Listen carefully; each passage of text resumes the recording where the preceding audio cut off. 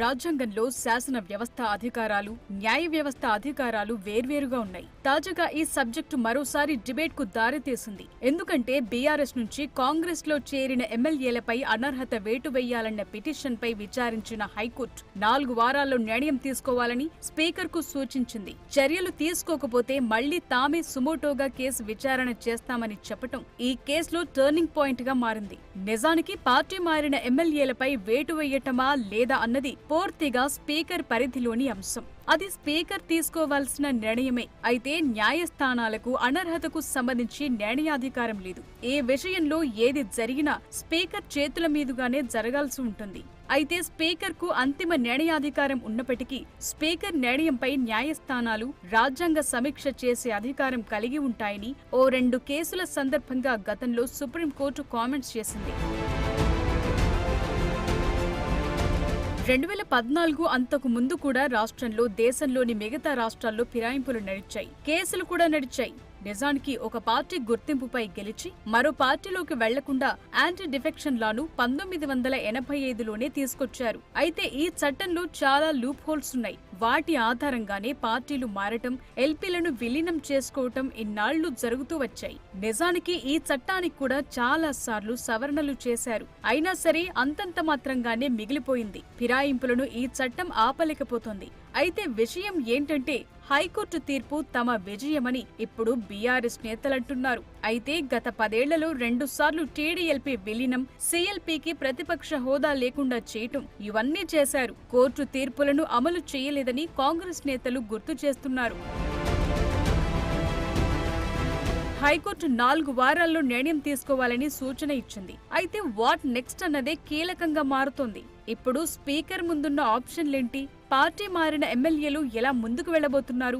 Congress action plan ఎలా ఉండబోతోందన్నది hot topic గా మారింది. నిజానికి ఈ ముగ్గురిపై నిర్ణయం తీసుకుంటే పార్టీ మారిన మరో 7 మంది లైన్లో ఉంటారు. అందరికీ ఒకే నిర్ణయం వర్తింపచేయాల్సి వస్తుంది.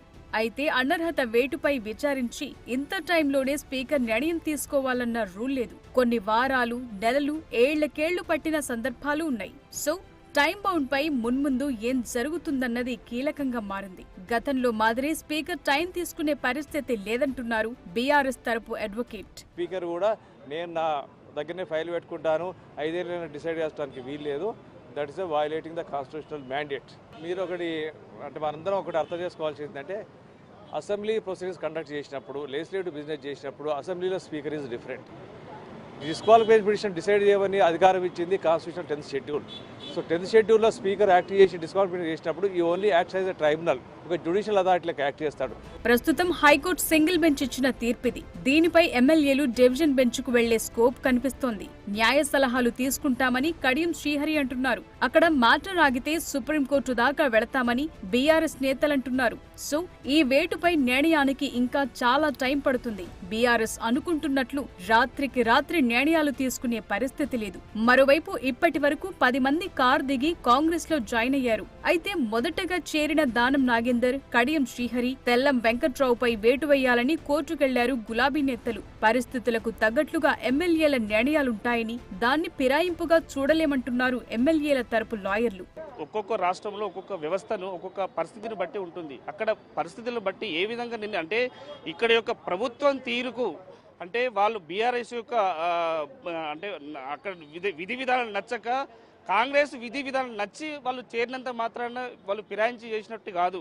ఎందుకంటే వేరే రాష్ట్రంలో వేరే అనుకూలంగా వాళ్ళకి అనుకూలం ఉండకపోవచ్చు, దానివల్ల చేంజ్ చేయవచ్చు. ఇక్కడ కూడా వీళ్ళ యొక్క కాంగ్రెస్ అంటే బీఆర్ఎస్ యొక్క బీజేపీ యొక్క వాళ్ళ యొక్క నడవడిక నచ్చక ఈ పార్టీ మార్పు వ్యవహారంపై కాంగ్రెస్ ప్లాన్ ఆఫ్ యాక్షన్ ఎలా ఉంటుందన్నది కూడా ఇంట్రెస్టింగ్ గా మారింది. మరింత మందిని ఆకర్షించి బీఆర్ఎస్ ఎల్పీని విలీనం చేసుకోవటమా, న్యాయస్థానాల్లో రివ్యూలు కోరటమా అన్నది కీలకంగా మారింది. బీఆర్ఎస్ నుంచి 3/2 చేరితేనే విలీనానికి ఛాన్స్ ఉంది. 2023లో బీఆర్ఎస్ నుంచి 39 మంది ఎమ్మెల్యేలు గెలిచారు. అందులో లాస్యా నందిత మరణంతో బైపోల్ రావటం, కాంగ్రెస్ నెగ్గటంతో గులాబీ పార్టీ బలం 38కి తగ్గింది.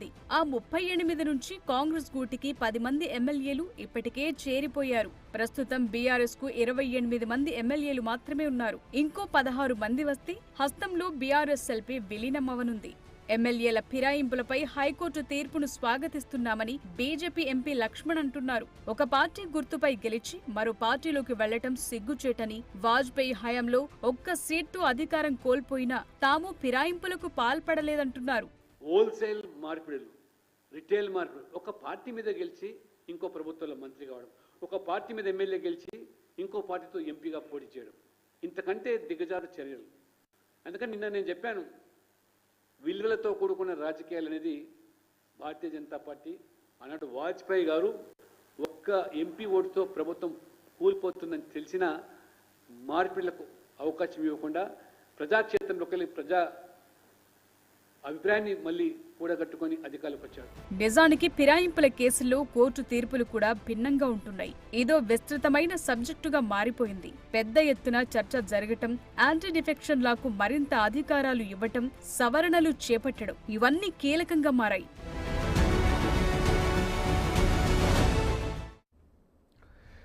ఇక ఇదే అంశం